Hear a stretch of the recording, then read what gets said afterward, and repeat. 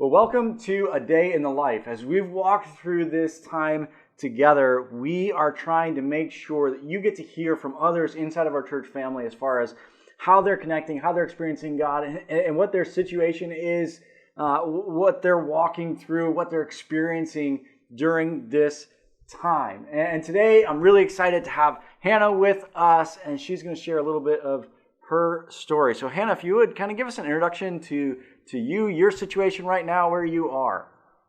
Sure. Yeah. Thanks so much for having me, Chris. This is such an awesome opportunity to get to share all of our lives with the community, since we all have such unique stories. For me, I live in Jersey City Heights. I am staying local here. I'm quarantined here. I do feel like I'm in somewhat of a unique situation. I Monday through Friday am an operating room nurse. However, I work at an ambulatory surgery center. So what that means is I work at a center that's not affiliated with a hospital. Our patients always go home at the end of the stay.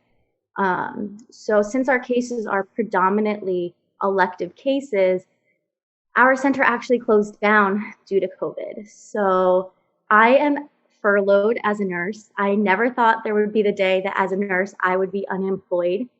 I'm somebody who is constantly busy. My schedule is always filled up. So it was such an abrupt change for me to go from working about 6 days a week to now being furloughed on my couch at home. Now, as a nurse, I was given other opportunities to work elsewhere. However, I do have Crohn's disease, and due to medications that I'm on, it does leave me immunocompromised. Mm-hmm. So my doctor did recommend, since I'm already furloughed, to not seek employment elsewhere. So being somebody who has always identified almost as like a helper, I love to be able to help my family, my friends, my community, whether that's at church or whether that's in my daily job. It's been such an identity change for me to figure out what my purpose is during all of this when I feel like my identity has just been stripped down. And if you know Hannah, you know that that is true. She is the ultimate helper, and she is always busy. She goes. So as you've been working through that, what does that look like? How have you been forced to kind of get creative in terms of connection and what you're able to be part of in other people's lives, or what's happening with you there in your own life? Yeah, so for me, I've been, I think, like everybody else, extremely grateful for technology these days. Being able to, it's almost nightly, I will FaceTime of some sort with friends and we'll cook dinner together and virtually eat dinner. I think it's been more constant communication just with so much of a more open schedule that I've been able to just make more phone calls with friends near and far, which I think has been great for connection. Just being able to check in with everyone. I'm extremely grateful for my dinner group. It's been awesome to still be able to connect and have these really deep and meaningful conversations with other like-minded women. And for my first impressions team, they are just so awesome. It's awesome to have leader meetings every week and be able to pray for our community and our teams. And just be able to see familiar faces week after week. I think having some sort of a normal schedule still, whether it's on a screen when we can't physically be together, I think it's just been so incredible to just have this technology to still share these memories and moments and laughs together. Yeah, the groups have been so critical. I love the making dinner and eating dinner together idea. I think there's something to doing something together as opposed to just talking to one another. A couple of my friends and I have been watching the Last Dance documentary together, and just for a lot of my life, I feel like I'm experiencing Zoom fatigue, but that's one of those areas where I'm not, because we're doing something together. We're not just staring at a screen. We're staring at a screen, just not a screen with them on it. Yeah, that's complicated. I think it's different when you're actually doing activities together through a screen than just to like have meetings and sit face to face and just hearing people talk. Yeah. So as you've walked through this, I mean, obviously you're working through a lot. You talked about with identity and obviously job. And what is your experience of God been like through that? So I think it's really been incredible to have this opportunity to slow down.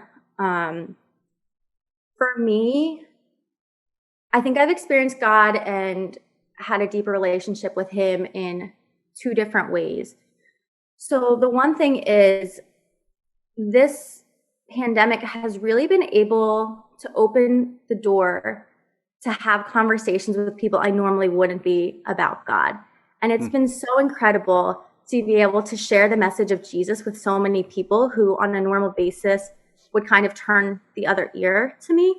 So to be able to invite so many people and to be a good disciple, I've been able to have coworkers, friends, I've been able to have really good conversations about Jesus with people that I normally wouldn't. And I think it's just incredible. People are looking for hope.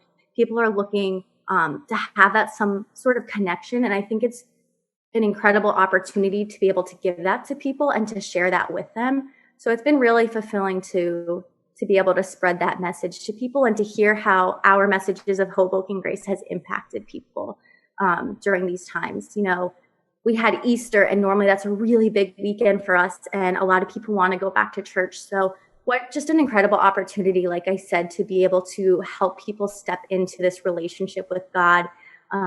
It just makes my heart so full. On the other side of it, on a more personal level, while I love being a disciple of Jesus, I think it's so cool and so fulfilling. I definitely struggled, I think like most people, the first week or two with quarantine. It, like I spoke about before, it was a lot of changes all at the same time. And I think like any normal human, it took a little bit for me to process everything. I was navigating unemployment. I wasn't able to see my friends. And on top of that, I did get sick for a little while. I'm not sure what it was, but it was a lot. And being somebody who always helps other people, I felt helpless. I'm so used to bringing people a coffee or a lunch or whatever that may be. And here I am not having any resources to really help our small businesses, our community, our friends. I am so grateful that I took FPU. Having that emergency fund definitely alleviated a lot of the stress that I knew. While finances are tight, at least I was better prepared for a situation like this. But it's still scary. You never want to have to think about using your emergency fund. You always want to just think of it as something in your back pocket that's just always there just in case. And, you know, it was really scary. And in one of our messages, in one of our prior series, we talked about how God calls us to create community. And during those first few weeks, I really thought about that. Back in my past, I heard God speak clearly to me one time, and it was in a moment of intense pain, and He told me to trust Him and everything would be okay. And I did. And I took that step into my relationship with Jesus. And as I sat there feeling kind of isolated for the first few weeks and not really knowing how to adapt, you know, I heard God speak to me again, just being, I called you to create community, and you created it. Your community is there for you. And no kidding, every day, like every single day, somebody in our community reached out to me, whether it was checking calls, surprise visits to drop off food delivered, offers to go grocery shopping. The list just goes on and on, how much I felt supported and how much my community was an extension of God's love, and how I knew that through the community He called me to create, I was able to grow closer to Him, knowing that He is walking alongside us with us, that He loves every single one of us and cares for us, and we are not alone. While we might feel lonely, that's a normal human feeling. We may feel lonely. We are never alone when we have Him. Wow.